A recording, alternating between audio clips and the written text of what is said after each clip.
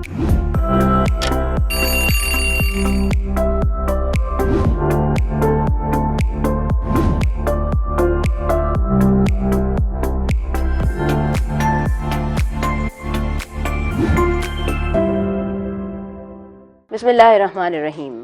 पाढ़ई जल जलालहू, पाढ़ई जान जमाल, पाढ़ई सूरत पिरिय जी, पाढ़ई हुस्न कमाल, पाढ़ई पीर मुरीद थिए, पाढ़ई पाण ख़याल, सब सबोई हाल मंझाई मालूम थिए। अस्सलामु अलैकुम तमाम नाज़रीन, उम्मीद करियां थी तव्हां सभु बिल्कुलु ठीकु हूंदा। खोड़ सारियूं दुआऊं अव्हां जे लाइ, नेक तमन्नाऊं अव्हां जे लाइ। अव्हां जी पंहिंजी मेज़बान ताहिरा जो हुयो, अव्हां जे पंहिंजे प्रोग्राम सुबुह मेहरान में सभिनीनि खे दिलि जी गहराई सां भलीकार चवांसि थी। तमामु घणा इशूज़, तमामु घणियूं ॻाल्हियूं, ऐं हर ॾींहुं हिकिड़ो नओं प्रोग्राम खणी अचण जी कोशिशि हूंदी आहे, न सिर्फ़ु मुंहिंजी पर पूरी इंटायर टीम जी कोशिशि हूंदी आहे त कंहिं नए टॉपिक सां अचूं। ॿ केसिस जिन ॾाढो दिली तौर ते ॾुखु ॾिनो। पुलिस अहलकार महविश जरवार मीरपुर ख़ासि में जो जेको केस साम्हूं आयो, तमामु दिलि ॾुखोईंदड़ वाक़ियो, तमामु ख़ूबसूरत छोकिरी जंहिंजो इन तरह केस साम्हूं अचे थो त उहो मैसेज असांजी सोसाइटी में कीअं वञे थो। सदफ़ फ़ासिलो उहा टीचर जेका हिकु स्कूल में पंहिंजूं सर्विसिस ॾिए पई, ऐं जॾहिं उतां खां वापसि अचे थी त हिकु पुलिस अहलकार अचे थो ऐं उनखे गोलियूं हणी वञे थो। असांजी सोसाइटी में इहो मैसेज कीअं वञे थो। सिर्फ़ु इहे ॿ नाला न आहिनि, सदफ़ ऐं महविश, इन सां गॾु केतिरा ई नाला जुड़ियल आहिनि जेके किथे मिसारजी विया, किथे मिटिजी विया, किथे ख़तमु थी विया, ऐं ख़बर नाहे केतिरा केसिस अञा असांजे साम्हूं अचिणा आहिनि। हिन सोसाइटी में तशद्दुद खे कीअं रोके सघूं था, हैरेसमेंट खे कीअं रोके सघूं था, ज़ुल्म खे कीअं रोके सघूं था, ऐं हीअ जेका असांजी सोसाइटी आहे हिन में हिकिड़ो सुठो मैसेज असां कीअं पंहिंजे माण्हुनि ताईं पहुचाए सघूं था। सो अॼु जो प्रोग्राम ॾाढो ज़बरदस्त थियण वञण वारो आहे। मां उमेदु रखंदसि त हीउ प्रोग्राम तव्हां पूरो ॾिसंदव। मुंहिंजी आयल जेका मुअज़्ज़िज़ महिमान आहे, फ़ौज़िया विकार साहिबा मूंसां गॾु मौजूदु आहे, ऐं पाण फेडरल ऑम्बुड पर्सन आहे for protection against harassment of women at workplace, expert on women rights and empowerment, recognized widely in Pakistan and globally in Canada.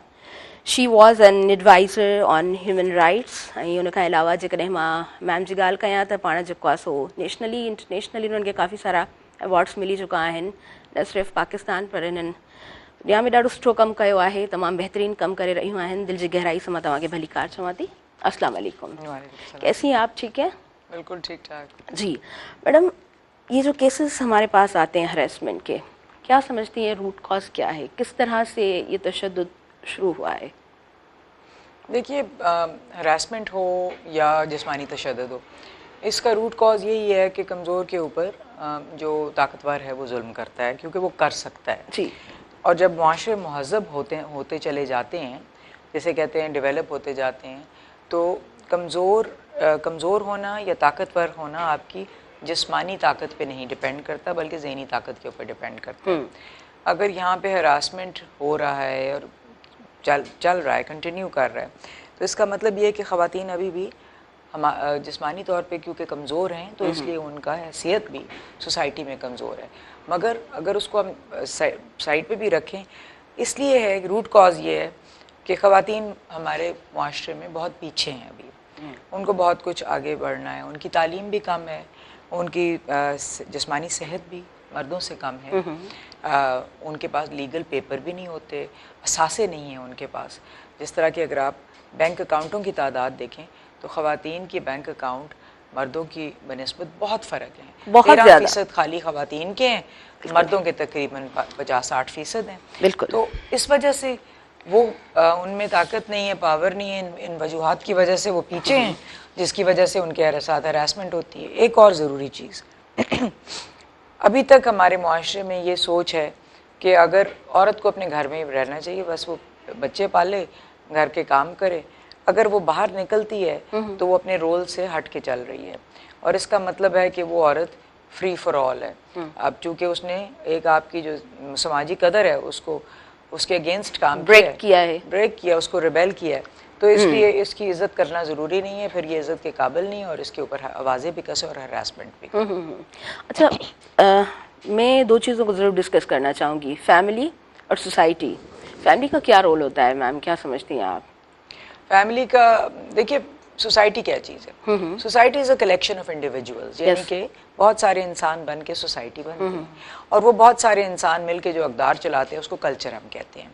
तो सोसाइटी कल्चर एक तो इंसानों ने बनाई, दूसरी बात ये है कि ये एक स्टैटिक या मुंजमद कैटेगरी नहीं है, ये मुतहर्रिक कैटेगरी है, इट्स अ मूविंग कैटेगरी।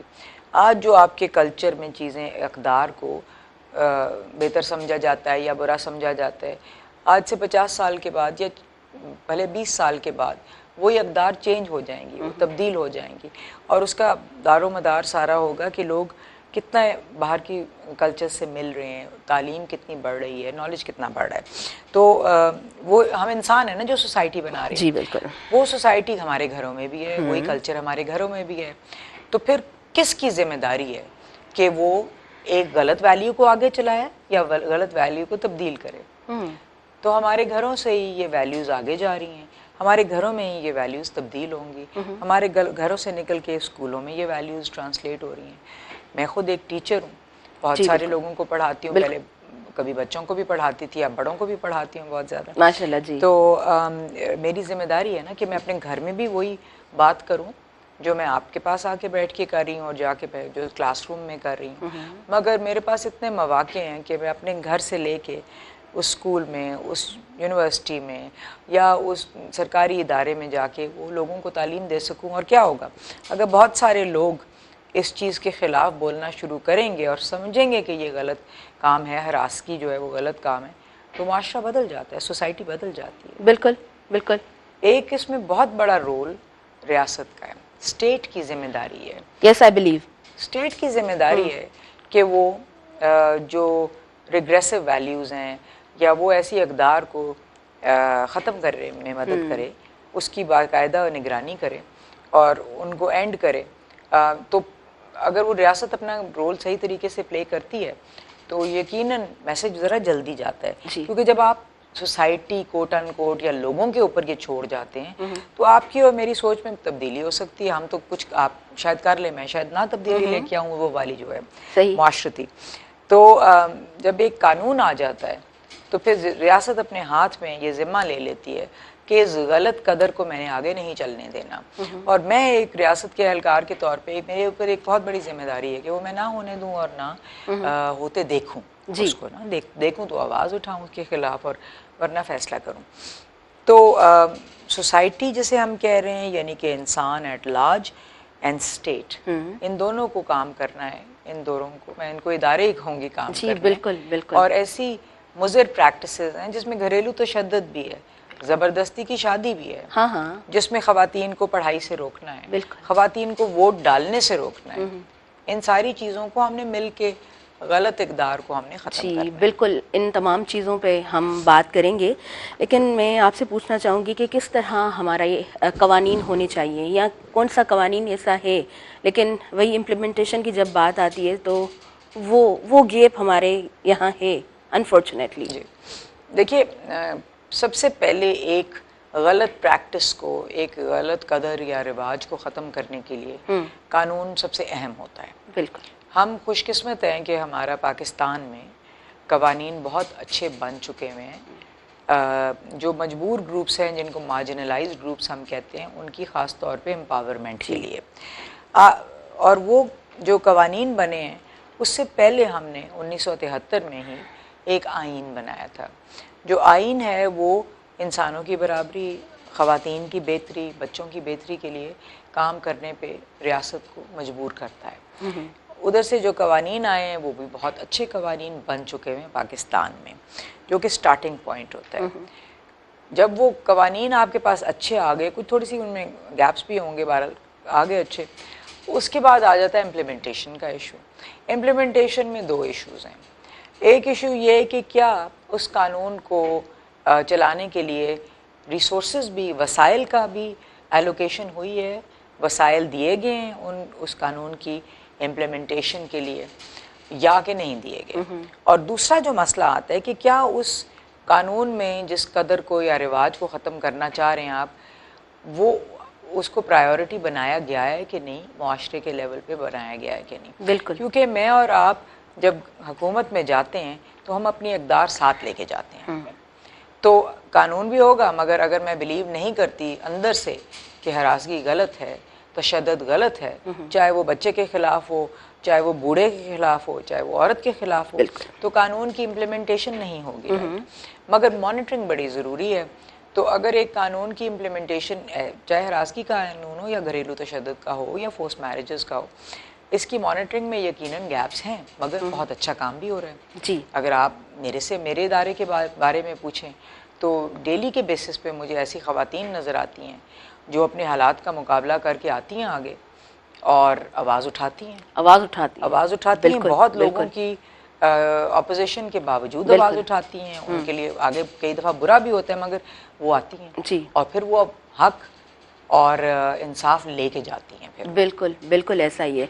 अच्छा मैडम फौजिया, मैं आपसे ये जो केसेस स्टार्टिंग में 2 महीने डिस्कस किए, पुलिस एहलकार महविश, आपने रिसेंटली उनका सुना होगा, महविश जरवार का, और सदफ हासलो जो कि टीचर थी और उनको भी मारा गया। इस तरह के जो केसेस होते हैं, हमारी सोसाइटी में किस तरह मैसेज जा रहा है?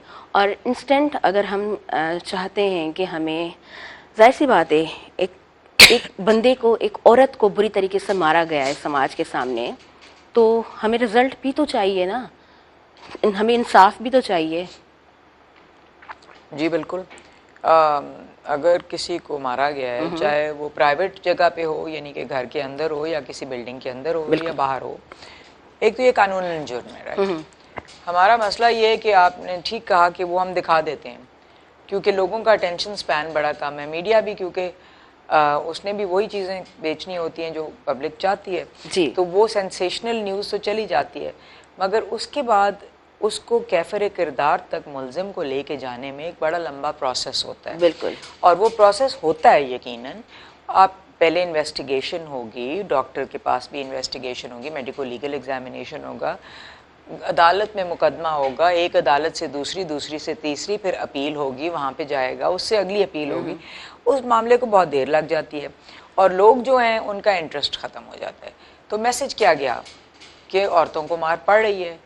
जो मैसेज नहीं गया वो ये इदारे काम कर रहे हैं और उसके बाद जो उस केस को निपटाने के लिए जो काम हुआ वो हो गया।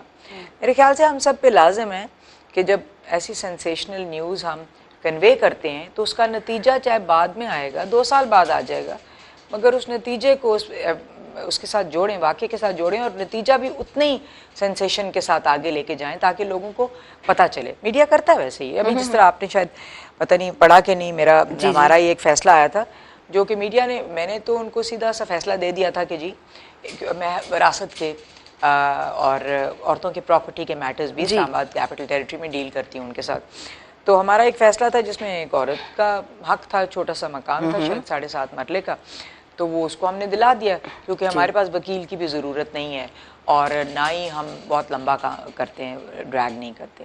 तो उसका टाइटल था, उसका हक बनता था, हमने सारी चीज़ें जांच पड़ताल करके उसको फ़ैसला दे दिया। तो मीडिया ने बड़े अच्छे तरीके से उसको कैप्चर किया। उन्होंने कहा कि 34 साल से ये औरत इंतज़ार कर रही थी अपना हक लेने के लिए और आज इसको बहुत कम से टाइम में, पता नहीं 3-4 महीने में उसको हक मिल गया। सही। तो मीडिया के ऊपर है कि वो नैरेटिव कैसे शेप करते हैं। बिल्कुल। अच्छा मैडम, ये प्रॉपर्टी के केसेस कितने आते हैं?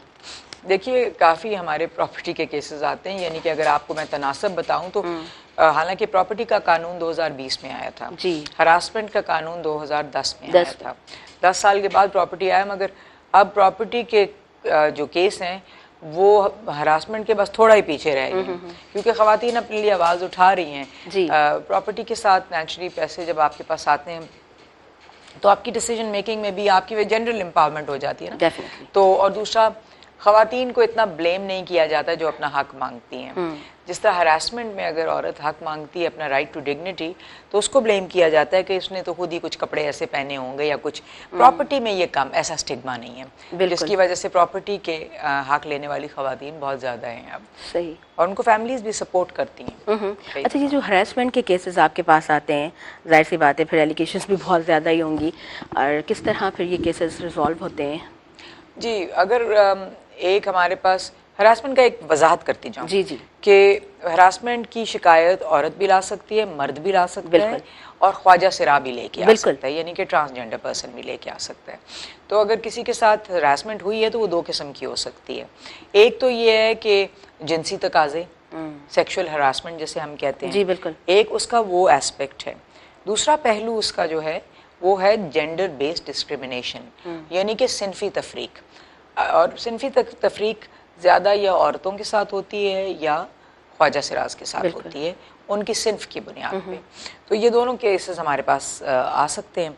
अगर कोई खातून, मर्द, ख्वाजा सिरा हमारे पास एक केस लेके आए, लेट्स से जिनसी तकाज़ों का, सेक्सुअल हरासमेंट का, तो या जेंडर बेस्ड डिस्क्रिमिनेशन का भी, तो हम ये करते हैं कि उसके बाद उनकी जो कंप्लेंट है वो अक्यूज को, जिसको उन्होंने कहा है कि इसने मेरे साथ ये किया है, तकाजा किया, उसको दे देते हैं कि आपके खिलाफ ये कंप्लेंट आई है। तो राइट टू फेयर ट्रायल या नेचुरल जस्टिस जिसे कहते हैं कि दोनों पार्टियों को सुनने का भरपूर मौका दिया जाना चाहिए। फिर वो हम उनको कहते हैं कि आप अपना जवाब दें, वो अपना जवाब जमा कराते हैं। फिर सबूत, शवाहिद और सबूत हम मांगते हैं, फ़र्क तरीके से मांगते हैं, क्योंकि जिस तरह आपके कोर्टों में शवाहिद और सबूत होते हैं वो ज़रा सख्त होते हैं, बहुत सख्त होते हैं, बिल्कुल, जबकि समाजी मसलों में वो मुश्किल होते आता है कई दफ़ा। मगर फिर भी हम सबूत और एविडेंस जो है मांगते हैं, और फिर वो जब आ जाता है तो फिर दोनों पार्टियों को एक हक होता है जिरा का, कि वो जिरा करें कि तुम्हारा सबूत गलत है या तुम्हारी स्टेटमेंट गलत है। फिर जब वो जिरा हो जाती है, फिर हम सारा रिकॉर्ड देख के, सारे शवाहिद को देख के, सबूतों को देख के फिर हम फैसला करते हैं। सही। और इसमें CCTV फुटेज है, व्हाट्सएप मैसेज हैं, कोई और ईमेलें हैं, कुछ भी हो, वो सब शवाहिद में आ जाता बिल्कुल, है, बिल्कुल ऐसा ही है, ऐसा ही है। अच्छा मैडम, सोशल मीडिया किस तरह से ये अपना रोल प्ले कर रहा है? कुछ भी हो रहा है, आपके पास मोबाइल है, आपके पास अकाउंट है, आप उसी वक्त जो है पोस्ट कर सकते हैं, तो आसानी हुई है औरतों को? बिल्कुल आसानी हुई है। सोशल मीडिया खाली नहीं, बल्कि मैं कहूँगी कि इंटरनेट के होने की वजह से और ऑनलाइन प्लेटफॉर्म्स होने की वजह से औरतों को बहुत आसानी हुई है। वो इसलिए कि औरतों की जो मूवमेंट है वो प्रॉब्लमेटिक है। औरत को घर से निकलते वक्त कई चीज़ों का सामना है। पहली बात तो हो गई इजाज़त घर से निकलने की, चाहे वो मेल मेंबर बाप के घर में है चाहे हस्बैंड के घर में, वो इजाज़त होगी। दूसरा, उसके पास वसाइल नहीं होते, उसके पास गाड़ी नहीं है, मोस्ट ऑफ द टाइम उसके पास गाड़ी नहीं है, वो मोटरसाइकिल पे जाती नहीं है, वो साइकिल पे जाती नहीं है, तो वो एक और मसला है। तीसरी बात यह, जब वो बाहर निकलती है उस पर आवाज़ें कसे जाती हैं, उसको हरासमेंट का सामना करना पड़ता है। बिल्कुल। तो ये सब कुछ मिल मिला के औरत के लिए कंप्लेन करना बड़ा मुश्किल होता है। ऑनलाइन प्लेटफॉर्म्स का फ़ायदा ये, जैसा हमारे भी, अगर आप शिकायत करना चाहे कोई औरत, मर्द, बच्चा, जो भी, आई मीन ट्रांसजेंडर, तो उसमें सिंपल है, आप फ़ोन उठा लें, 0344 367 पे कॉल कर दें कि जी मुझे हरास किया गया, इस तरीके से किया गया। या ऑनलाइन आप कंप्लेंट लिख दें, छोटी सी कंप्लेंट लिख दें हमारे ऑनलाइन पोर्टल पे fospa.gov.pk, fospa.gov.pk, उस पर आप लिख दीजिए, अपनी कंप्लेंट लिख दें, तो हम आपको फ़ौरन फ़ोन करके पूछेंगे कि मैडम आपकी कंप्लेंट आई है, आप क्या कहती हैं। फिर हम शायद आपको एक दफ़ा कहें कि आप आइए, ताकि हम देख सकें कि ये जेन्युइन कंप्लेंट है। कई दफ़ा लोग दूसरे का नाम इस्तेमाल करके गलत कंप्लेंट भी कर देते हैं। हाँ, तो इसलिए मुद्दई को आना ज़रूरी हो जाता है। सही, बिल्कुल। तो एक तो ये चीज़ होगी। दूसरी बात ये है कि जब ऑनलाइन, सोशल मीडिया का ये भी फ़ायदा है कि सोशल मीडिया के ज़रिए फ़ैसले पब्लिक होते हैं, तो लोगों को ढारस बनती है, लोगों को पता चलता है। एक तो उनको ये पता चलता है कि करना क्या है, दूसरा उनको ये पता चलता है कि हाँ भाई, ये इस मसले पे चुप नहीं रहना, अगर आवाज़ उठाओगे तो कुछ उसका नतीजा निकलेगा, इंसाफ मिलेगा। तो उनको ढारस बनती है, तो फिर वो भी करते हैं। तो बहुत बड़ा रोल है मेरे ख्याल से आजकल की ज़िंदगी में ऑनलाइन प्लेटफॉर्म्स का, सोशल मीडिया का, बात को फैलाने में। बुरी बातें जहाँ फैलती हैं इतनी जल्दी, अच्छी बातें फैल जाती हैं। मैम, आपका कितना एक्सपीरियंस है और आप क्या समझती हैं कि अगर हम 20 साल 15 साल थोड़ा पीछे देखें तो कैसा एनवायरनमेंट था, अब कैसा है, थोड़ा अगर आप कंपैरिजन करें तो? देखिए, आज मैं देखती हूँ बहुत बाएतमाद लड़कियों को, अब मेरे पास वही आती हैं जो बड़ा रिस्क लेके अपनी आवाज़ उठाती हैं। अगर मैं 20 साल पहले देखूं, जो आपने कहा, एक तो मीडियम्स की कमी थी, दूसरी बात यह है कि ख़वातीन अभी वही माइंड सेट था कि ख़वातीन को घर में ही होना चाहिए। अब मुआशी भी मजबूरी है कि औरतों ने काम करना है, मैंने काम करना है क्योंकि मुझे अपना घर मियाँ के साथ मिल के चलाना है, तो मैंने बाहर भी जाना है। तो मैं ये बहुत फ़र्क देखती हूँ। मैं ख़वातीन को एक हिसाब से बहुत बाइख्तियार देखती हूँ। आज हर ज़िंदगी के शोबे में मुझे औरतें नज़र आती हैं, डिसीजन मेकिंग पोजीशंस में ये औरतें नज़र आती हैं। आप मेरी पोजीशन को देखें तो इस लेवल पे कम ख़वातीन नज़र आती हैं। आपकी सीनियर एंकर पर्सनस हैं जिनकी आवाज़ सारी दुनिया सुनती है। आपकी जजेस हैं सुप्रीम कोर्ट में। पहली दफ़ा आपको पता है कि 3 साल पहले ही पहली खातून जज आई थी। उससे पहले ख़वातीन जजेस भी नहीं थी सुप्रीम कोर्ट के अंदर। हाई कोर्ट में इस वक्त जिस तरह के आपके सिंध हाई कोर्ट में 3 ख़वातीन हैं, तो बहुत फ़र्क आ रहा है इस वक्त। ज़बरदस्त ज़बरदस्त। अच्छा पहिरीं असां ब्रेक वठूं था, पहले हम ब्रेक लेंगे। नाज़रीन नंढड़ो ब्रेक आहे, काॾे न वञिजो, ॾिसंदा रहिजो सुबह मेहराण।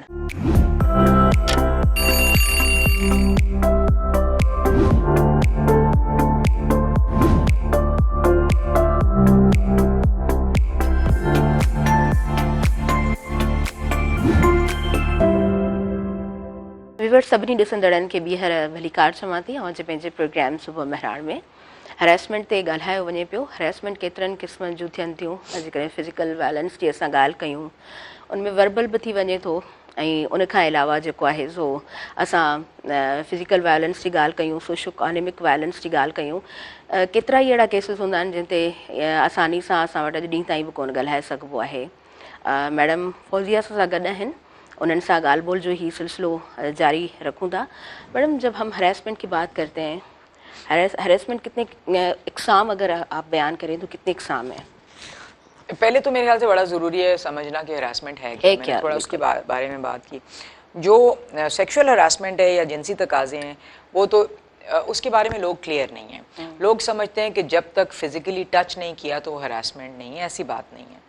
अगर कोई काम की जगह पे कोई ऐसी नामुनासिब बात करे जिससे दूसरे आपको तकलीफ़ पहुँचे और आपको आपके रवैये से पता चले या मेरे रवैये से पता चले कि ये अनवांटेड है, ये अनप्लेजेंट है, अनवांटेड है, तो उसको हम हरासमेंट के ज़िम्मे में लेके आएंगे। सिमिलरली अगर किसी खातून को कहना कि हाँ तुम्हें ये हम नौकरी तो दे रहे हैं मगर तुम शाम को चाय पे भी साथ जाओगी, तो वो भी बिल्कुल हरासमेंट में आए। ख़ास तौर पे जब वो मना करे तो, या उसके रवैये से लगे कि वो उसको नहीं पसंद आई ये बात, या मैं तुम्हें घर छोड़ दूंगा, या चलो मेरे साथ क्या फ़र्क है, या मैसेजेस भेजना। फिर कई दफ़ा आप देखते हैं तो एक बहुत सीनियर अफसर जो है वो बहुत जूनियर यंग लड़कियां जो आती हैं ऑफिस में, उनको मैसेजेस भेज रहे हैं, गुड मॉर्निंग है, कभी कभी दिल भेज रहे हैं, कभी गुलदस्ते व्हाट्सएप पे भेज रहे हैं। That is absolutely harassment. कई दफ़ा लोग कहते हैं कि नहीं मैं तो बड़ा फ्रेंडली आदमी हूँ, मैं तो भेजता हूँ अक्सर लोगों को। अगर आप उनको निकाल के देखेंगे उनका व्हाट्सएप का रिकॉर्ड या मैसेजेस का रिकॉर्ड, तो उन्होंने सिर्फ नौजवान खूबसूरत लड़कियों को तो भेजा हुआ होता है। मेरी जैसे उम्र रसीदा जो है उनको तो कभी नहीं आता वो वाला गुड मॉर्निंग और वो हार्ट का मैसेज, वो नहीं आता। तो अब पता चल जाता है कि ये हरासमेंट है। सो एक तो ये हो गया वो, या फिज़िकली देखना। कई दफ़ा हम गाड़ी में बैठते हैं तो ड्राइवर पीछे उसको रेयर व्यू मिरर को पीछे हमारे ऊपर कर देता है, टारगेट कर देता है। यंग लड़कियां स्पेशली जब बैठती हैं तो बसों के भी ड्राइवर, वैगनों के ड्राइवर, वो उनके ऊपर फोकस कर देते हैं शीशा। वो समझते हैं कि दूसरे बंदे को नज़र नहीं आ रहा, जबकि उसका बड़ा बुरा इम्पैक्ट होता है। जो बैठी हुई है लड़की, उसको पता है कि वो हर वक्त एक गंदी नज़र मेरे पे आई हुई है, वो हरासमेंट है। तो ये क्लियरली बहुत करीब आके खड़े होना, काम के लिए पर्चा को कागज़ उठाया तो हाथ छू देना, ये सब तो होगी फिज़िकल हरासमेंट। और इसके बहुत सारे तरीके, इस फिज़िकल के भी बड़े या सेक्सुअल के भी बड़े तरीक़ेकार हैं जिनसी तकाज़ों के। वो आप ये भी कर सकते हैं कि जिस तरह मैंने ये सारी मिसालें दी, इन पर्सन कर सकते हैं, या मैसेजेस भेजा वो साइबर हरासमेंट में आ जाता है उसका। फिर या किसी को साइकोलॉजिकली उसने मना कर दिया जी। देखिए अगर एक खातून या मर्द जो भी नौकरी के लिए आता है, वो किसी मुआशी भी मजबूरी होती है, वो जब आते हैं तो उनके लिए वो अहम होती है, नो डाउट। तो उनको कहना कि तुम्हें ठीक है, अगर तुम मेरी बात नहीं मान रही हो तो मैं तो तुम्हें तरक्की नहीं करने दूंगा, फिर तुम्हारी तनख्वाह रोक दूंगा, परफॉर्मेंस का इशू बना लूंगा। तो ये रिटेलिएशन होगी, यानी कि इंतकामी कार्रवाई है। ये भी हरासमेंट का एक तरीक़ेकार है, उसका मैनिफेस्टेशन है। बिल्कुल। अच्छा, आपके मैंडेट में कौन कौन सी चीज़ें आती हैं? जी, तो एक तो हमारे मैंडेट में ये आता है सेक्सुअल हरासमेंट। दूसरा जेंडर बेस्ड डिस्क्रिमिनेशन, यानी कि आप एक इदारे में जाते हैं और आपको औरतें ही नहीं नज़र आती, या नज़र आती हैं तो वो सिर्फ लोअर पोजीशंस पे काम कर रही होती हैं, बाकी सारी सीनियर पोजीशंस पे आदमी होते हैं। उसमें एक माइंड सेट है, उसमें ये रवैया ये है, ये समझा जाता है कि औरतें तो बस कुछ कामों के लिए ठीक होती हैं, बाकी इनका दिमाग इतना डेवलप नहीं होता। हाँ, तो वो प्रेजुडिशियल माइंडसेट जिसे कहते हैं वो आपको नजर आता है, इदारे के अंदर नजर आता है इन वेरियस वेज। उसको भी आप जेंडर बेस्ड डिस्क्रिमिनेशन मिला। अगर ट्रेनिंग की अपॉर्चुनिटी आई है, हैदराबाद से किसी ने लाहौर जाना है, ट्रेनिंग की अपॉर्चुनिटी आई है, इनवेरियबली आप सिर्फ मर्दों को भेजें। कई दफ़ा आप ये भी कहते हैं कि भाई औरतों के बच्चे होते हैं तो इसलिए हम उनको नहीं भेजते। आप उस औरत से पूछ लें क्या वो जाना चाहती है, क्या वो अपने बच्चे का इंतज़ाम कर लेगी, क्योंकि उसके लिए तरक्की करने के लिए कुछ ट्रेनिंग्स बड़ी ज़रूरी हैं। बिल्कुल। तो आप उससे पूछ लें, अगर वो कहती है हाँ मैं जाना चाहती हूँ, मैं इंतज़ाम कर लूँगी, आप अज्यूम ना करें कि ये नहीं जाएगी इसलिए मैं भेज ही नहीं रहा हूँ। तो वो भी जेंडर बेस्ड डिस्क्रिमिनेशन में आता है। तो एक तो हमारा ये मैंडेट है। दूसरा हमारा मैंडेट जो है वो इस्लामाबाद कैपिटल टेरिटरी में प्रॉपर्टी के मसाइल को देखना। ख़वातीन जो साल से, मर्द भी साल से अपनी जायदाद के लिए कई दफ़ा जो माँ बाप छोड़ के गए होते हैं उनके लिए, और कई दफ़ा जो खुद बनाई होती है उस पर कब्जे हो जाते हैं, उनके लिए लड़ रहे होते हैं। तो हम इस्लामाबाद कैपिटल टेरिटरी में सिर्फ ख़वातीन की जायदाद की, चाहे वो उन्होंने खुद बनाई है या विरासत में आई है, सही, उसकी कंप्लेंट्स लेते हैं और उसको रिकॉर्ड टाइम में हम दूर करते हैं उनकी कंप्लेंट, उनको उनका हक दिलाते हैं, जिसमें ना सिर्फ उनके नाम पे ट्रांसफ़र होना, उनका जो देखिए किसी औरत की के वालिद की डेथ हो गई है या वालदैन की डेथ हो गई है, बहुत दफ़ा भाई उसको हिस्सा नहीं देते। वो हमारे पास आती है, नादरा के सर्टिफिकेट में लिखा हुआ है कि ये हबीबुर रहमान की बेटी थी मिसाल के तौर पे, तो वो पता चल गया कि उसकी वारिस है। शरई तरीके से कानून क्लियरली हमें बताता है कि लड़की का क्या हक है, लड़के का क्या हक है, मगर उसको धौंस से नहीं दिया जा रहा होता, या रेवेन्यू वाले मिल जाते हैं जिसके पास पैसा है कई दफ़ा, तो या किसी और वजह से उसके पास, तो हम ये करते हैं रिकॉर्ड मंगवा के रेवेन्यू वालों से खुद, उसके बाद हम उसके नाम पे प्रॉपर्टी का इंतकाल कराते हैं। अगर प्रॉपर्टी को डिवाइड कराना है डिवाइड कराते हैं और फिर कब्जा देते हैं, जो कि काफ़ी मुश्किल काम है। हाँ, बगैर वकील के हम ये सब कुछ करके देते हैं, हमारी कोई फीस नहीं है। और ना सिर्फ मेरी बल्कि आपके सूबे में भी सूबाई मोतसिब भी होते हैं, हाँ, वो सब ये काम करते हैं। सिंध की प्रॉपर्टी अनफॉर्चुनेटली क्योंकि यहाँ पे कानून नहीं है, ये खसूसी कानून जी हाँ, जो ख़वातीन की जायदाद के लिए, तो वो सिविल कोर्ट में जाती है। मगर Punjab, KP, Islamabad capital territory में कवानीन है, वो हमारे पास आते हैं रिकॉर्ड टाइम में, उसको केस को बिल्कुल। अच्छा मैडम, ये जो काम सारा होता है विदाउट एनी एडवोकेट आप सब डील करती हैं, कितना मुश्किल होता है प्रोसेस? जाहिर सी बात, एक तो बहुत लंबा प्रोसेस है, 3 महीने का टाइम है हमारे पास, 3 महीने के अंदर हम उसको वाइंड अप करते हैं, और कई दफ़ा तो उससे बहुत पहले वाइंड अप कर देते हैं। आपकी ट्रेनिंग हुई भी होती है, रोज़ आपने देखा होता है, आपको समझ में आ रही होती है। लिटिगेंट को फैसिलिटेट करने के लिए हम बहुत सारी सहूलियात देते हैं। व्हाट्सएप पे हम कई दफ़ा कागज़ भेज देते हैं, वो हमें व्हाट्सएप पे एविडेंस भेज देते हैं या कोई डॉक्यूमेंट्स भेज देते हैं। ऑनलाइन अगर आपने, हमारा कराची में भी दफ्तर है, अगर आपको यहाँ से जाने में मुश्किल हो रही है, हम ऑनलाइन आपकी हेयरिंग करा देंगे, ताकि आपको इतने पैसे खर्च करके वहाँ रहने की जगह नहीं आपको जाना ना पड़े। फिर आप तो यहाँ आए सखर से, कहीं और से, अगर दूर दराज के इलाके से किसी खातून फ़ोन से भी वो कर सकती है, सही, ऑनलाइन हेयरिंग भी करवा सही, सकती है। बिल्कुल ठीक, बिल्कुल ठीक। अच्छा, ये जो कंप्लेंट्स हैं, रोज़ की बुनियाद पे कितनी कंप्लेंट्स आपके पास आती हैं? और जैसे आपने कहा कि कुछ कंप्लेंट्स तो डेलिब्रेटली लोग कर देते हैं, बाद में जब हम बुलाते हैं तो जाहिर सी बात है वो फेक भी होती हैं। किस तरह से आप ये सारे मामला देखते हैं? देखिए, ये हमारे पास जो कंप्लेंट आती है वो तकरीबन जैसे आप अदालत में लेके जाते हैं ना कंप्लेंट, तकरीबन वैसे, हालांकि हमारा क्वाज़ा जुडिशल फोरम है, मगर प्रोसेस हमारा काफ़ी उसी तरीके से है। तो वही लोग लेके आते हैं जो कि पूरे प्रोसेस में से गुजरना जिन्होंने होता है, जिसने सबूत भी लेके आने हैं, जिसने रिप्लाईज भी फाइल करनी है, सारा कुछ। तो इसलिए वो बहुत बड़ा नंबर नहीं होता है।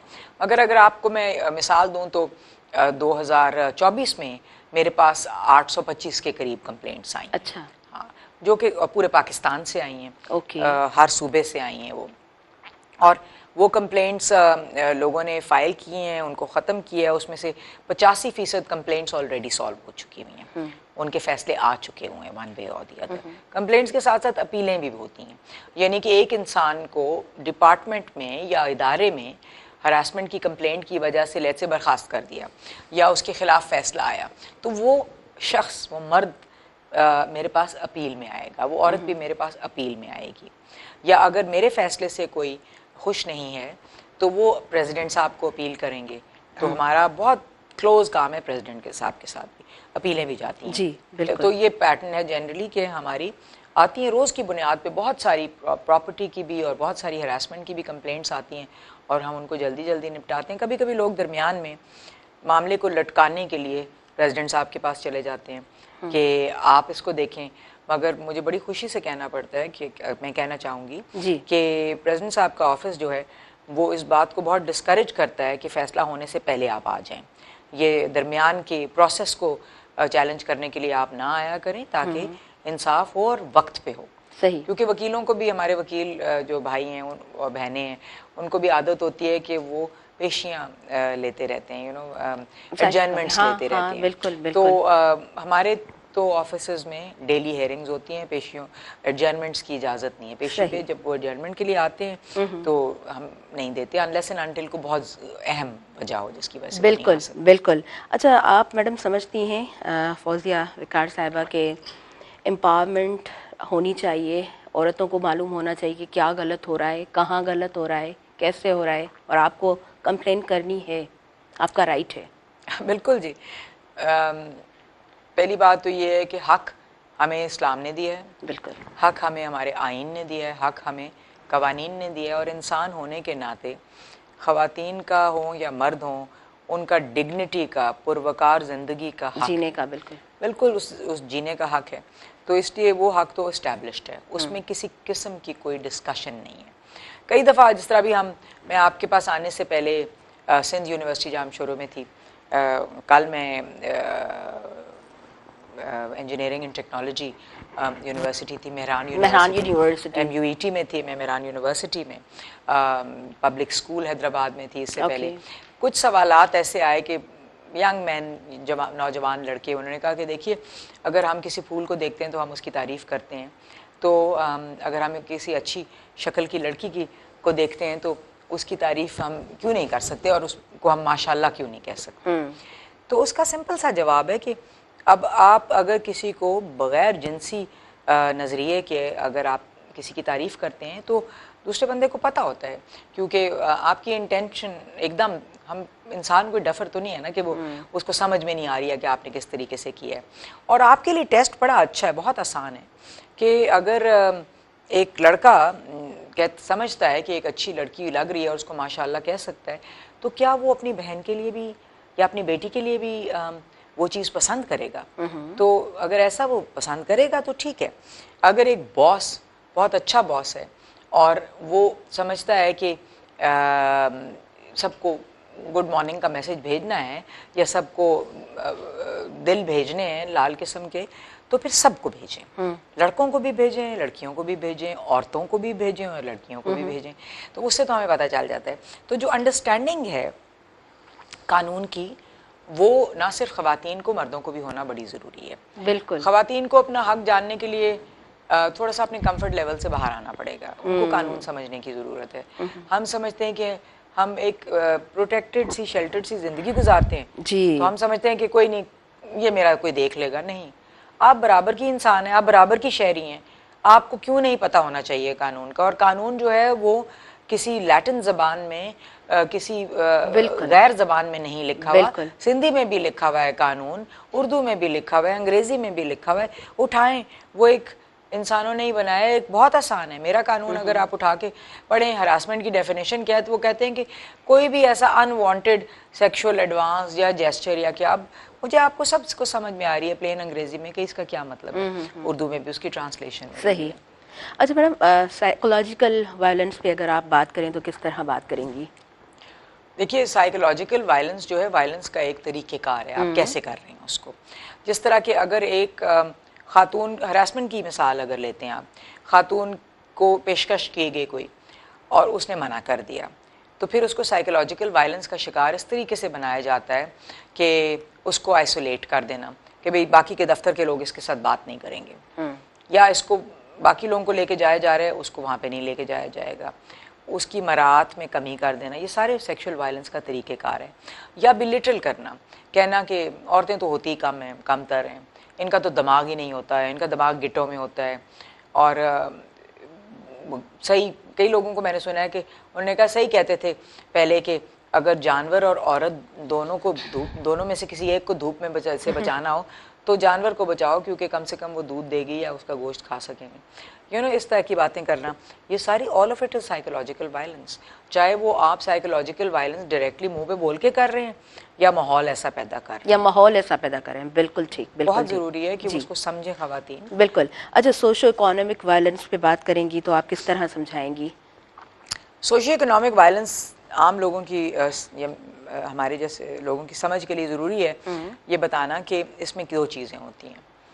एक तो ये कि आपका सोशल स्टेटस जो है उसको कम करने की कोशिश या उस पर बात करना, या जनरली किसी एक ग्रुप को कमतर समझना, चाहे वो एक मजहबी ग्रुप हो, चाहे वो एक ज़ात हो, उसको कमतर समझना या साबित करने की कोशिश करना, या एक जेंडर हो या एक सिन्फ हो, औरत को कम समझना, ख्वाजा सिरा को कम समझना। उसी सिन्फ के साथ जो इकोनॉमिक वायलेंस होती है यूजुअली, उसके पास वसाइल नहीं होते और उसके वसाइल को कंट्रोल करना। जिस तरह के जो ख़वातीन मिसाल के तौर पे जिनको मारा जाता है घर के अंदर, घरेलू तशद्दुद जिनके साथ होता है, एक तरीक़ेकार तशद्दुद का ये भी है कि उनका ख़र्चा पानी बंद कर दिया जाता है और उनको बहुत कम खर्चा दिया जाता है। उसको आप इकोनॉमिक वायलेंस भी कहते हैं या इकोनॉमिक अब्यूज़ भी कहते हैं। तो socio economic violence broader terms में ये है कि एक पर्टिकुलर ग्रुप को, एक ख़वातीन को नीचे रखना, पसमानदा रखना, या एक ज़िले को या एक लोगों को पसमानदा रखना ताकि वो बढ़े ना और अपनी आवाज़ ना उठाएं। सही। और उनको अपने से कम तर रखना, इसको सोशो इकोनॉमिक वायलेंस भी कहते हैं। अच्छा, what is the way forward? अगर हम बात कर रहे हैं, एक ट्रम्प को आप माशाल्लाह अच्छे तरीके से समझा रही हैं आसानी से, ताकि ये प्रोग्राम जब लोगों तक जाए तो बहुत आसानी से वो समझें, जो औरतें घरों में बैठी हुई हैं। तो सॉल्यूशंस क्या हैं? सॉल्यूशंस, ये पहला जो मैंने बात मैं दोबारा से दोहराऊंगी वो ये है कि अब लड़कों की तादाद पढ़े लिखे लोगों की बहुत ज़्यादा है, तो वो समझें कि कौन से बुनियादी इंसानी हकूक़ हैं जिनको हमने पामाल नहीं करना। तो नो योर राइट्स जो होता है ना, कि मुझे आपको भी पता होना चाहिए कि मेरा हक़ क्या है और मैं उसके लिए आवाज़ उठाऊँ। जो आवाज़ उठाता है उसको सपोर्ट करना बहुत ज़रूरी है, बिल्कुल बहुत ज़्यादा ज़रूरी है कि हम ख़ुद भी ना बर्दाश्त करें जुल्म को। देखिए, हमारा मज़हब भी कहता है कि जुल्म को बर्दाश्त ना करो। हमारे सूफिया जो हैं उन्होंने जुल्म के ख़िलाफ़ आवाज़ उठाई। तो ना ख़ुद बर्दाश्त करना, और जब जुल्म को होते देखें और आप उसके साथ मिल के आवाज़ उठाएं। जो जुल्म को होते देखता है और ख़ामोश रहता है या रहती है, वो जुल्म में बराबर की शरीक होती है या होता है। ख़वातीन एक दूसरे को सपोर्ट करें। जितना ज़रूरी हमारे लिए मर्दों की सपोर्ट है, इतनी ज़्यादा ज़रूरी हमारे लिए आपस में एक दूसरे को सपोर्ट करने की ज़रूरत है। बिल्कुल। ये मामलात जो हैं तशद्दुद के, ये सारे ये मर्द औरत के ख़िलाफ़ नहीं है, ये मर्द औरत एक दूसरे के ख़िलाफ़ नहीं है। हमने मिल के एक ऐसा मुआशरा बनाना है जिसमें बुनियादी इंसानी हकूक़ सबको मिले। बिल्कुल। ये मर्द और औरत ने इकट्ठे काम करना है, हमने मिल के चलना है। ना सिर्फ वो घर खुशहाल होगा, बल्कि वो एक मुआशरा खुशहाल होगा, वो मुल्क तरक्की करेगा जिसमें इंसान की कदर बहैसियत इंसान। बहुत खूबसूरत बात की आपने, बहुत खूबसूरत। असां पहिरीं ब्रेक की तरफ़ वधूं था, उन खां पोइ प्रोग्राम खे कंटिन्यू कंदासीं। ॾिसंदा रहिजो सुबह मेहरान।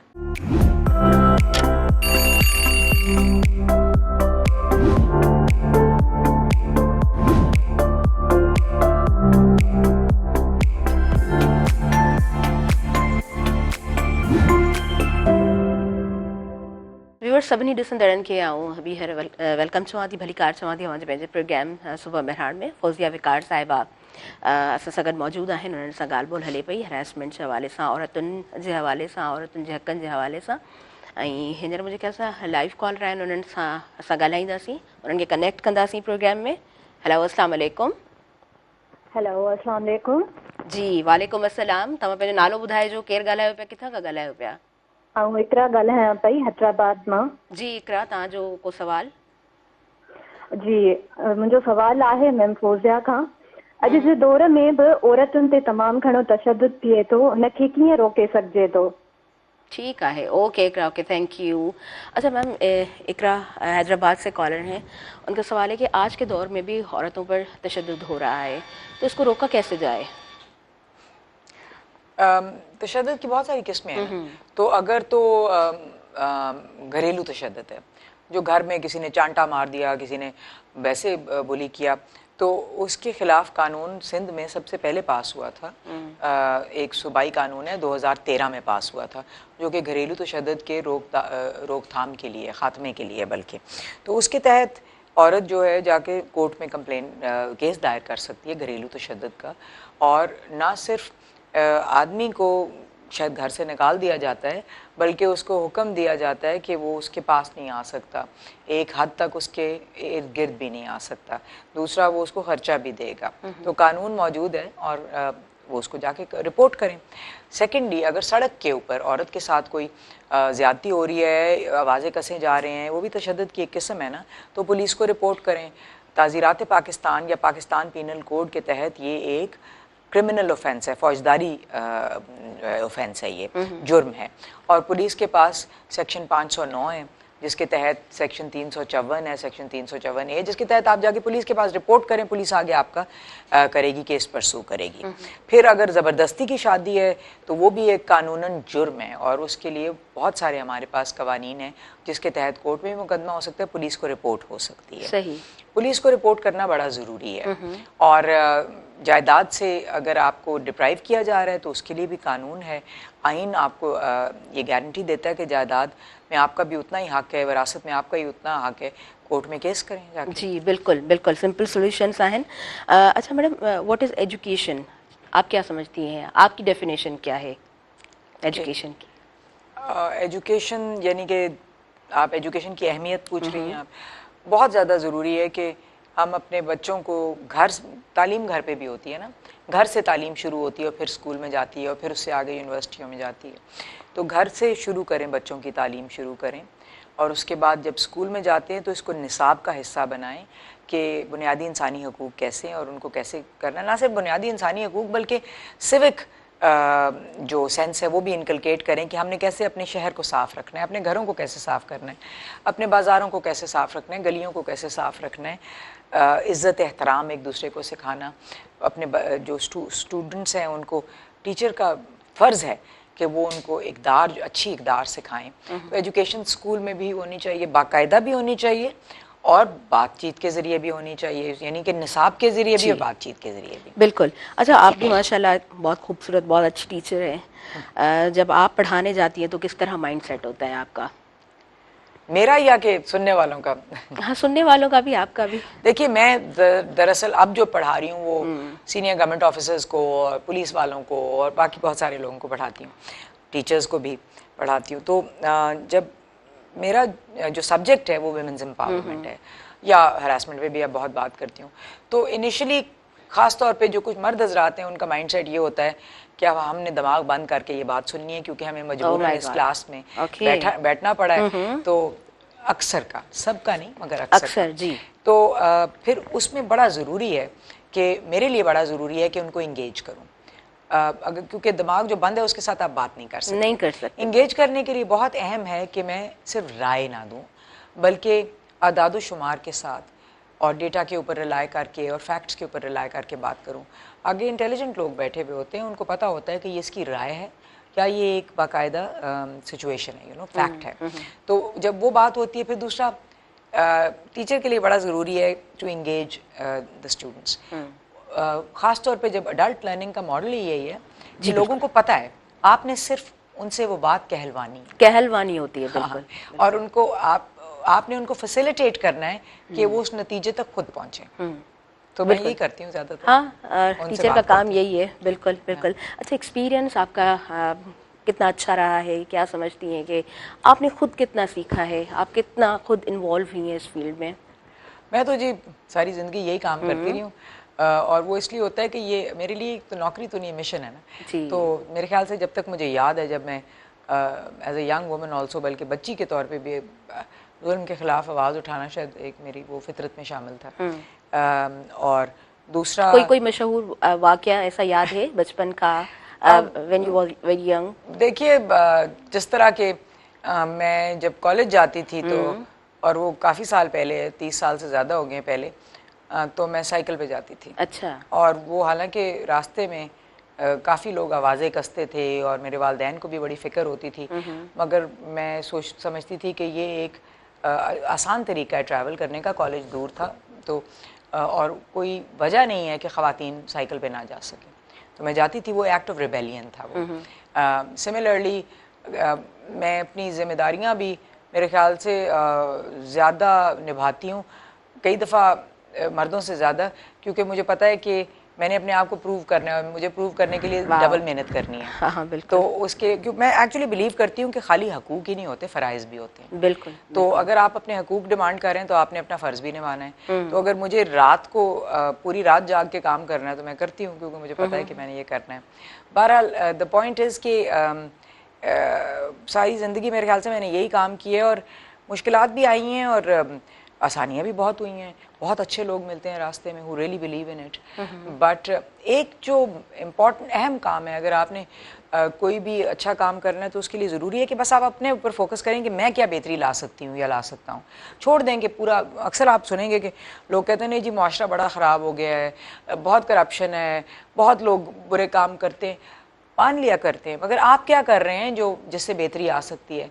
बहुत गंदगी है, आपने अपने इर्द गिर्द आपका इंडिविजुअल रोल क्या है? बिल्कुल, आप बाग में चलने गई हैं, चलने गए हैं, आपने जमीन पे कागज पड़ा हुआ है, वो आपने उठा के कूड़ेदान में डाला है कि नहीं डाला है आपने? वो हम नहीं करते, हम सिर्फ बोलते हैं। हाँ जी, तो तब्दीली जो जिसको कहते हैं या बेहतरी जो है हमारे से शुरू होती है ना, तो बेहतरी हमने ही शुरू करनी है और इसके लिए जरा ज्यादा काम भी करना पड़ता है फिर। अच्छा फौजिया विकास साहिबा, आपने तमाम इदारों को कैसे देखा है?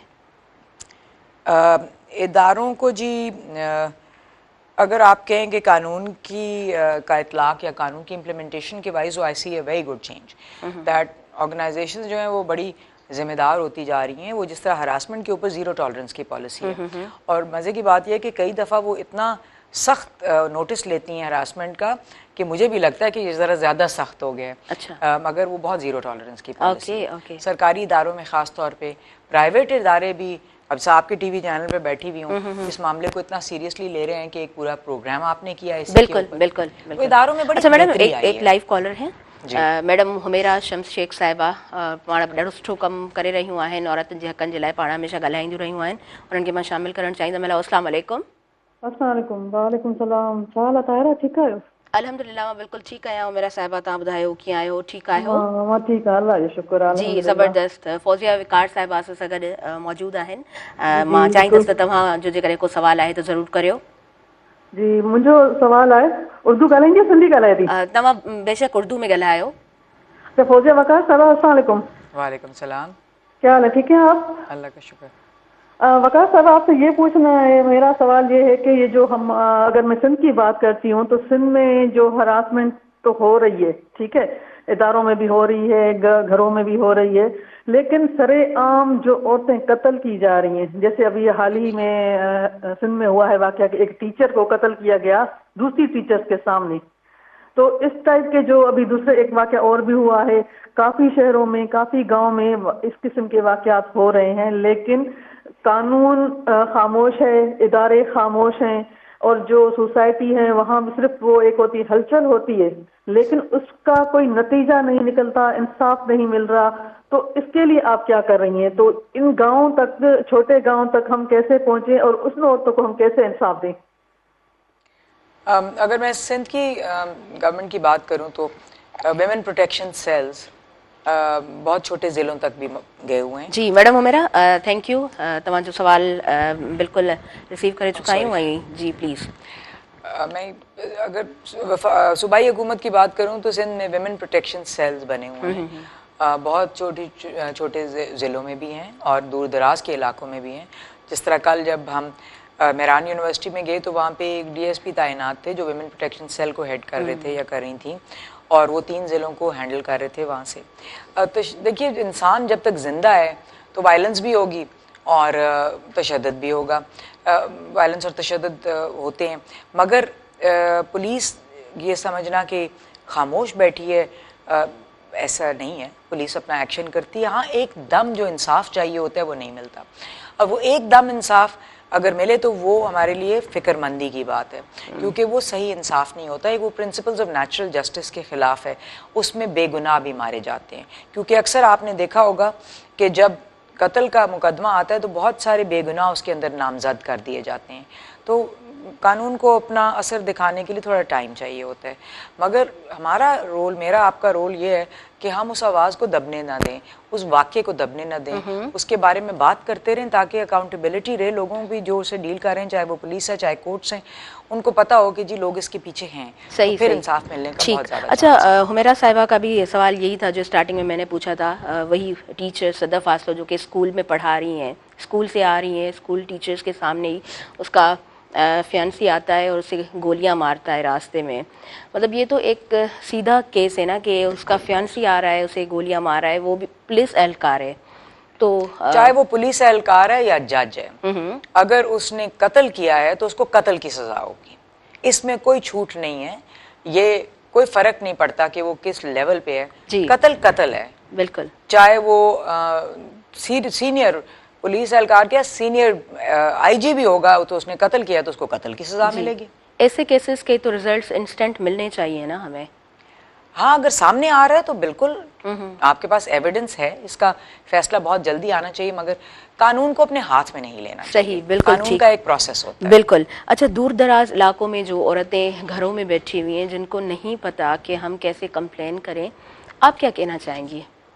क्योंकि मेरा ताल्लुक काम की जगह पे हरासमेंट से है, वर्क प्लेस हरासमेंट से है, तो वो शायद जो बहुत दूर दराज की ख़वातीन हैं, जिनके पास फ़ोन भी नहीं है, जिनके पास एक्सेस नहीं है, उनको शायद ये बात ना पहुंच सके या वो अपना हक ना मांगे। मगर हम कोशिश यही करते हैं कि दूर दराज के इलाकों में खुद जाते हैं जी। और जब जाते हैं तो फिर आपसे सबसे जो सुन रहे हैं उनको कहते हैं कि प्लीज़ अपने घरों में ये लेके जाइए, पैगाम लेके जाइए। असूल यही होता है कि अगर आप एक इंसान को बता रहे हैं तो 10 लोगों को वो आगे जाके बताएंगे। तो इन पर्सन करने का तरीक़ेकार है। दूसरा, छोटे अखबारों में देना, इलाके की अखबारों में देना, टीवी के ज़रिए, यही हमारे पास तरीक़ेकार हैं। यूनिवर्सिटियों स्कूलों में हम जाते हैं ताकि लोगों को पता चले, क्योंकि अब हरासमेंट का जो कानून है वो घरेलू मुलाजमाओं पे भी लगता है। बिल्कुल। और वो होम बेस्ड वर्कर, यानी कि जो लोग घरों में बैठ के पीस रेट पे काम करके इंडस्ट्रियलिस्ट को पकड़ा रहे हैं, उनके ऊपर भी लागू है। तो इसलिए हम देखिए, मैं आज इस्लामाबाद से आई हूँ, जी जी, इसीलिए आई हूँ ताकि मेरी ज़ाती मौजूदगी भी हो। मेरी टीम ने 107 से ज़्यादा यही अवेयरनेस के इवेंट्स पिछले 1 साल में किए हैं। हालांकि हमारा काम केस सुनना होता है, ज़्यादातर उस पर फैसला करना होता है, मगर हम अवेयरनेस को इतना ये मैं सिंध की टीम की बात कर रही हूँ, ओवरऑल तो हमने 300 से ज़्यादा किए हैं। ज़बरदस्त, तो ऑलमोस्ट हम हर रोज़ एक अवेयरनेस का इवेंट करते हैं, बेहतरीन, ताकि बेहतरीन लोगों को पता चले। जी। वोज़िया विकार साहिबा, पहले हम ब्रेक लेंगे। नाज़रीन, ब्रेक जो वक्त थी वियो आहे, हुन खां पोइ कंटिन्यू कयूं था। काॾे न वञिजो, ॾिसंदा रहिजो सुबुह मेहरान।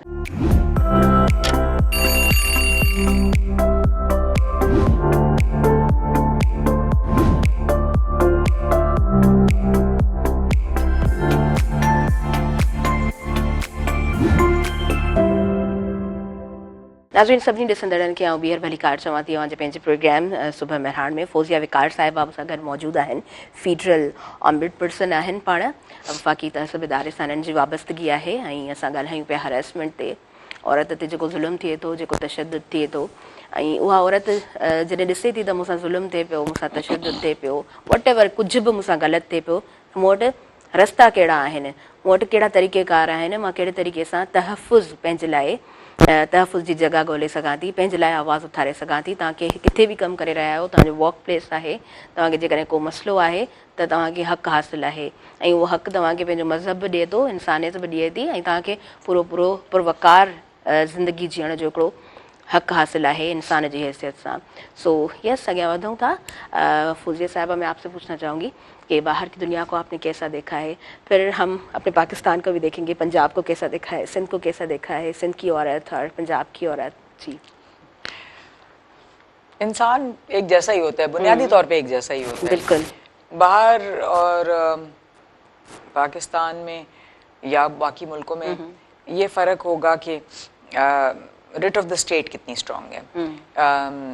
मुझे बहुत ज़्यादा इम्प्रेस करता है हज़रत उमर रज़ी अल्लाह ताला अन्हो का एक ने सवाल का एक जवाब दिया था। किसी ने उनको कहा कि कब हमारा मुआशरा हमारे मुआशरे की गवर्नेंस सबसे बेहतर होगी, कब पुरअमन हम कब इसको डिक्लेयर कर सकते हैं एक इस्लामी मुल्क को। तो उन्होंने कहा कि एक इस्लामी मुल्क जो है वो तब तक हम पुरअमन और सेफ़ नहीं डिक्लेयर करेंगे जब तक कि एक औरत जेवर से लदी हुई अरेबिया से शाम तक का सफ़र अकेले ऊँट पे बैठ के नहीं कर सकती और उसको कोई फ़िक्र ना हो कि कोई उसको अटैक नहीं करेगा, तब तक हमारा मुआशरा उस लेवल के सेफ्टी और सिक्योरिटी पे नहीं पहुँचेगा।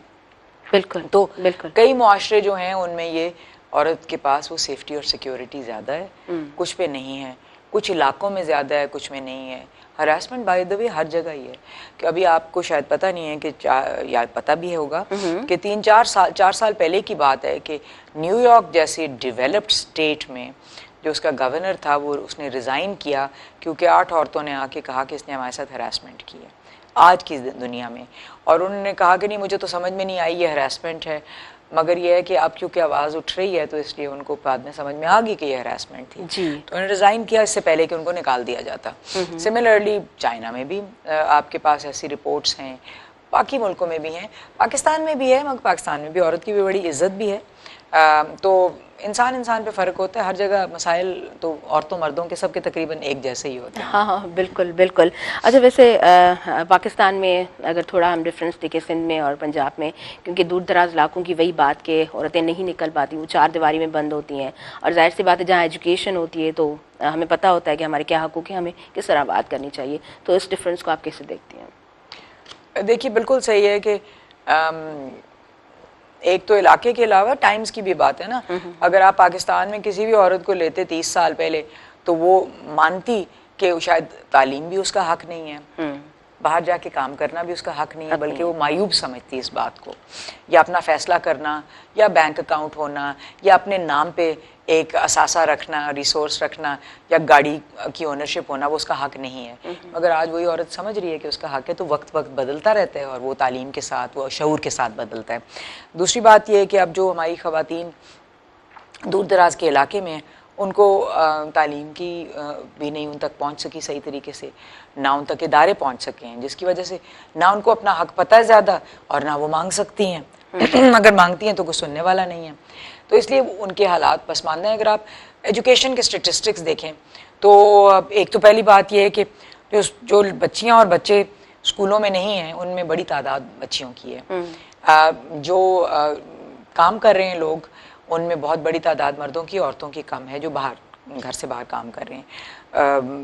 जिनके पास वसाइल हैं या पैसे ज़्यादा कमा रहे हैं वो भी ख़वातीन कम है और मर्द ज़्यादा हैं। तो फिर जो भी मजबूर या गरीब होता है वो अपना हक कम मांगता है। हमारे इर्द गिर्द जो गरीब आदमी है वो बेचारा पिस रहा है, वो भी आज पिस रहा है, राइट। और ख्वाजा सिरा को देखें तो वो तो जान से भी मारे जा रहे हैं। तो एक तो आपका सोशियो इकोनॉमिक स्टेटस है, एक किस वक्त में आप रहते हैं, आपका जेंडर है, बहुत, तो वो सारी चीज़ें डिटर्मिन करती हैं कि आपका एक्सपीरियंस क्या है, तालीम उसमें है।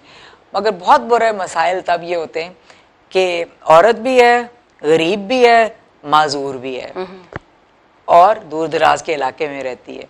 तो ये चारों जब मार्जिनलाइजेशन वो तो चक्की पिसेगी ना, जाहिर सी बात है, मिल जाती हैं तो उसका उससे ज़्यादा मुश्किल किसी के लिए जी। बिल्कुल ठीक, बिल्कुल ठीक। अच्छा वैसे अगर हम एजुकेशन की बात करते हैं, अगर हम तरबियत की बात करते हैं, तो एक माँ की तरबियत बच्ची के लिए कैसी होनी चाहिए? माँ को कितना टाइम देना चाहिए अपनी औलाद को, स्पेशली लड़कियों को, वालिद को भी? बिल्कुल जी, माँ और बाप दोनों का बहुत अहम रोल है अपने बच्चों की परवरिश में। इक़दार बच्चे अपने माँ बाप से सीखते हैं और वो सिर्फ बोलने से नहीं सीखते, वो सीखते वो हैं जो वो हो रहा होता है।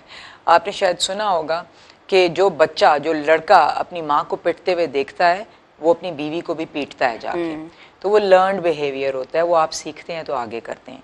माँ और बाप का बहुत रोल है दोनों का बच्चे की परवरिश में, सिर्फ माँ का नहीं है, बाप का भी बराबर का फर्ज है।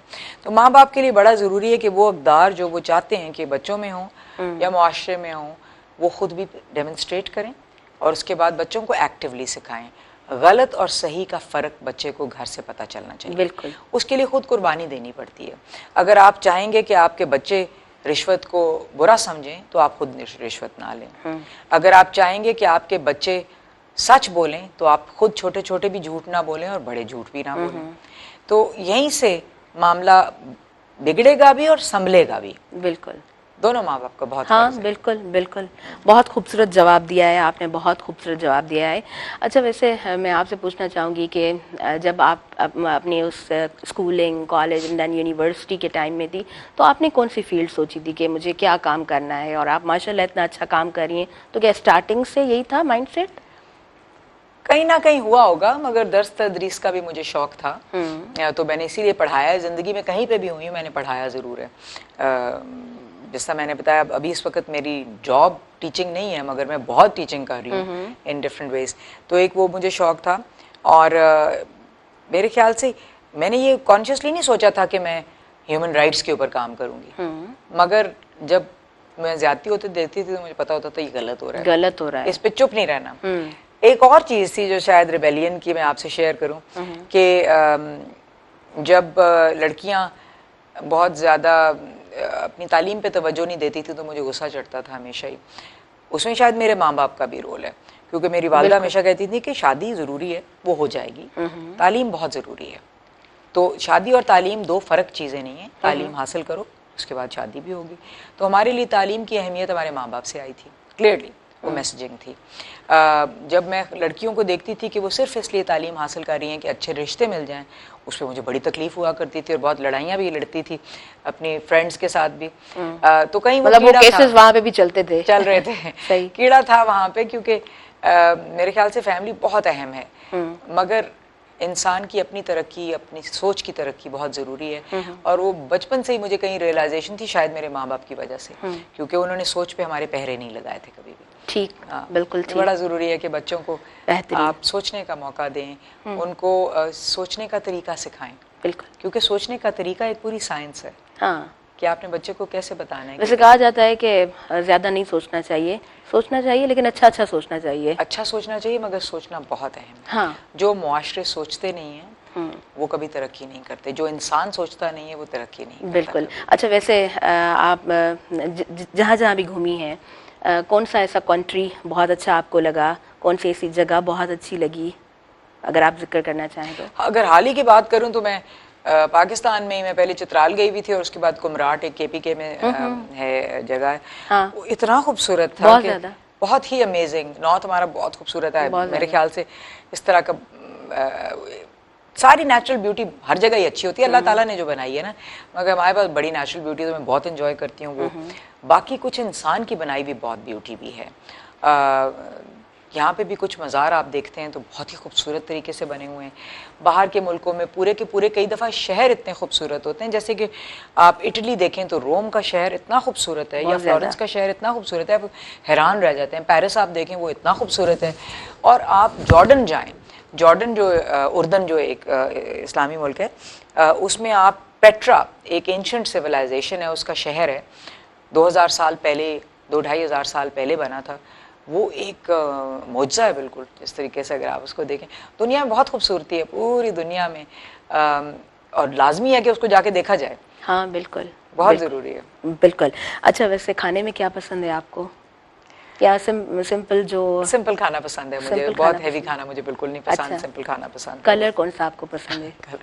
कलर थोड़ा डीप ग्रीन भी मुझे पसंद है, ब्लूज भी पसंद है, लाइट कलर्स मुझे पसंद है। लाइट कलर जरा शौक रंग मुझे दूसरों पे अच्छे लगते हैं, अगर अपने पे नहीं अच्छे लगते। नहीं, आप माशाल्लाह आप तो बहुत डिसेंट हैं।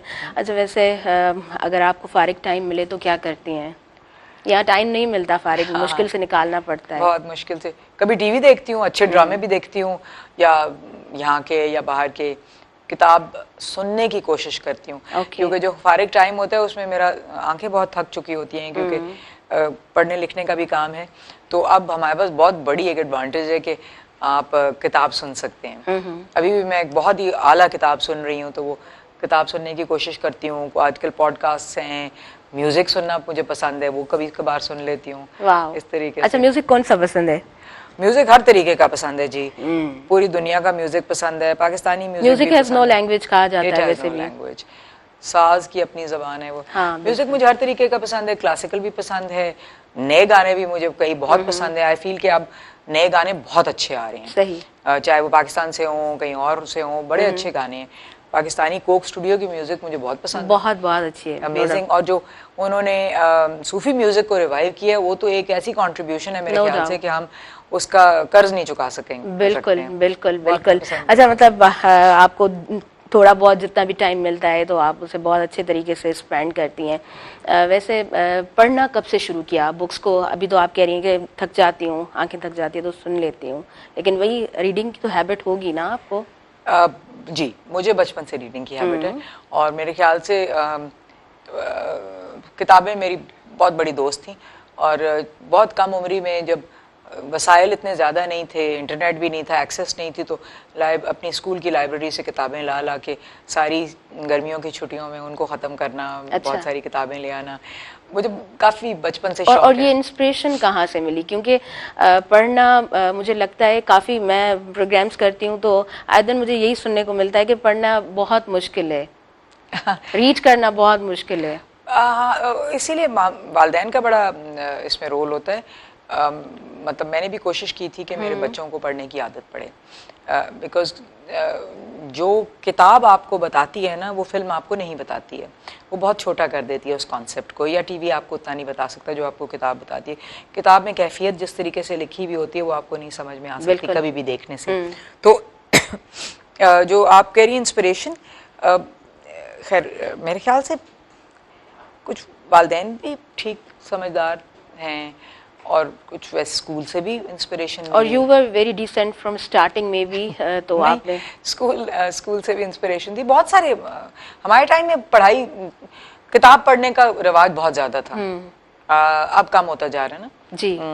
तो हमारे टाइम में तो बहुत कम था क्योंकि टीवी भी लिमिटेड चॉइसेस होती थी। टीवी तो ईयर 2003 ऑनवर्ड्स टाइप ज़्यादा बड़ा है, उससे पहले इतनी लिमिटेड चॉइसेस होती थी, एक ड्रामा चलता था तो आपने वही देख सकते थे, उसके अलावा तो टीवी। हाँ, तो वो अपना नेशनल टेलीविज़न, वो घर में किस तरह का एनवायरनमेंट था? नाइट टाइम में देखती थी वो ड्रामा और एनीथिंग? वो रात को जी 8 से 9 बजे ड्रामा लगता था, जब हम बच्चे थे तो वो देख लेते थे यकीनन। एक कार्टून लगता था वो देख लेते थे, तो इसलिए किताब ही होती थी, फिर किताब लेके लेट जाते थे, उसको पढ़ते रहते थे। तो चॉइस, कभी कभी चॉइसेस कम होना अच्छी भी बात होती है। हाँ बिल्कुल बिल्कुल सही कहा आपने। अच्छा, ज़िंदगी से आपने क्या सीखा है? बहुत बड़ा सवाल किया आपने। सवाल तो बड़ा है लेकिन आपका एक्सपीरियंस भी माशाल्लाह इतना अच्छा है। जी, मेरा तो ख्याल है कि जी अगर मैं डेफिनेटिव आंसर दूं तो अभी तो मैं सीख रही हूँ ज़िंदगी से, क्योंकि इंसान सारी ज़िंदगी सीखता रहता है। और कभी भी ये समझना कि मैंने सब कुछ सीख लिया है, ये बहुत बड़ी बेवकूफ़ी है। मैं बहुत बड़ी फेवरेट हूँ, आई मीन बहुत बड़ी फ़ैन हूँ इस एक कहावत है, वो ये है कि एक बहुत बड़े सुकरात ने कहा था, अरस्तु ने कहा था ना कि the one thing that I know for sure is that I know nothing, कि जो एक चीज़ का मुझे, मैं यकीन से कह सकता हूँ कि मुझे नहीं, वो ये है कि मुझे कुछ नहीं पता। और वाकई में बिल्कुल बिल्कुल आपको कुछ नहीं पता होता। पूरी दुनियाएं हमारे साथ इर्द गिर्द आबाद हैं, कुछ नहीं पता, हाँ, बिल्कुल पता जिसका हमें नहीं पता। बिल्कुल बिल्कुल। अच्छा, पाकिस्तान और पंजाब की अगर हम बात करें तो कोई एक ऐसी प्लेस जो हमेशा ही फेवरेट रही हो आपकी? जी, मैं बल्कि वो पंजाब से ज़्यादा मेरे ख्याल से वो अब शायद केपी में फॉल करते हैं, वो एक हमारा घर है इसमें केपीके में, पहाड़ी इलाके में ना, तो उधर वो मुझे बहुत ज़्यादा पसंद है। वो जो गलियात है ना, वो सारी नथिया गली है, उससे पहले चांगला गली, हमारा घर है वहाँ पे। अच्छा। वो मेरे ख्याल से one of my favourite places, बहुत पुरसकून है। यहाँ पे मैं आपके इलाके में मटियारी में एक जगह रह रही हूँ इस वक्त, तो बहुत खूबसूरत जगह है, झील भी है पास, बहुत पुरसकून जगह है वहाँ पे। सही। अच्छा, सिंध का कल्चर वैसे आपको कैसा लगता है? मुझे बहुत पसंद है सिंध का कल्चर, क्योंकि यहाँ पे जो सूफी इन्फ्लुएंसेस है ना, मैं उनकी बहुत बड़ी फ़ैन हूँ, क्योंकि सूफिया का एक बहुत जेंटल तरीक़ेकार था। वो इंसान को इंसान समझते थे और इंसान की बेहतरी के लिए बड़े नरम तरीके से काम करते थे। बरे सगीर हिंदू पाक में सूफिया की जो कंट्रीब्यूशन है इस्लाम फैलाने में, वो एक तो अहम है, और इसलिए अहम है मेरे ख्याल से कि उन्होंने पसमानदा लोगों को बताया कि इंसान बराबर हैं, इंसान बराबर है। तो बिल्कुल, यहाँ का जो सूफीज़म का कल्चर है वो मुझे बहुत पसंद है। मुझे लोग यहाँ के बड़े माइल्ड जेंटल लगते हैं, करख्त नहीं हैं, पोलाइट हैं, बहुत काइंड है, लविंग काइंड हैं, वेलकमिंग हॉस्पिटेबल है हैं, जी। वेलकमिंग हैं। यस हाँ, तो ये इन जो पर्सन्स हैं वो मुझे काफ़ी पसंद है। अच्छा मैम, लास्ट में आपका मैसेज लेना चाहूँगी, क्या मैसेज होगा हमारे तमाम व्यूवर्स के लिए? मेरे ख्याल से एक तो शायद यही मैसेज होगा कि कभी भी सीखना बंद ना करें, हमेशा सीखते रहें और जब तहकीक करें तो एक साइड स्टोरी की ना सुने कभी, हमेशा बिल्कुल। दोनों साइडें सुने और फिर अपना दिमाग या पढ़ें और उसके बाद खुद अपना दिमाग बनाएं। बिल्कुल। ख़वातीन के लिए मेरे ख़ास तौर से ये मैसेज है कि अपने आप को किसी से कमतर ना समझें। आप एक इंसान हैं जिसके अंदर वही सलाहियतें अल्लाह ताला ने पैदा की हैं जो हर किसी में पैदा की हैं। आपकी उतनी ही सलाहियत है, अपनी सलाहियत को बरूए कार लाएं, आगे बढ़ें, अपने हक़ के लिए आवाज़ उठाएं। खूबसूरत और मैसेज। कभी भी ना सिर्फ खुद अपने आप को कमतर ना समझें, दूसरों को भी कमतर ना समझें, उनको भी अपने साथ लेके उठाइए। बहुत अच्छा मैसेज आपका लास्ट में। सुबह मेहरान हमारा ये प्रोग्राम है, एंटायर टीम हमारी जो है वो कुछ कमेंट्स सुनना चाहती है। आपको कैसा लगा यहाँ पे आके? मुझे बड़ा अच्छा लगा। आई थिंक आपने बहुत अच्छे सवालात मेरे से किए। मेहरान टीवी मैं देखती हूँ कभी कभार, अच्छे सोशल इश्यूज़ पे आप लोग काम करते हैं, बात करते हैं। बहुत अहम है कि मॉर्निंग शो में जिसमें समझा जाता है कि क्योंकि ख़वातीन देख रही हैं तो बस खाली या खाना पकाओ और या म्यूज़िक चलाओ और या ब्यूटिशन की बातें करो, इनको कोई तालीम देने की या नॉलेज देने की ज़रूरत नहीं है। उससे हट के था, जिसकी मुझे बड़ी खुशी है। Thank you so much madam, thank you so much for your valuable time. बहुत अच्छा लगा आपके साथ बात करके। ॾाढो ई सुठो ख़ूबसूरत प्रोग्राम व्यूअर्स अवां ताईं पहुतो। सभिनी ॾिसंदड़नि जी महिरबानी। मूंखे ॾींदो इजाज़त, मुंहिंजे आयल मौजूद मेहमाननि खे, मुंहिंजी इंटायर टीम खे ॾींदो इजाज़त। पंहिंजी दुआउनि में रखंदो यादि। अल्लाह निगहबान।